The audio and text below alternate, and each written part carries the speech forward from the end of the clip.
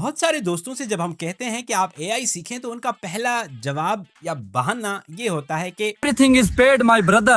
I can't learn anything. ये नहीं बताते कि कौन से टूल्स पेड हैं कौन से फ्री हैं। क्योंकि सारे टूल्स मार्केट में पेड नहीं है जैसे आप और मैं सीखने की कोशिश कर रहे हैं, इसी तरह कंपनीज भी रोज बरोज अपने नए टूल्स लॉन्च कर रही हैं। रोज नई कंपनीज इस मार्केट में आ रही हैं बिकॉज एआई या जनरेटिव एआई सबके लिए नया है। तो अपने आप को इन बहानों से बचाएं और दूसरों की सुनी सुनाई बातों में मत आएं। बहुत सारे ऐसे टूल्स हैं जो 100% या 100% नहीं तो कम से कम 60-50% फ्री हैं।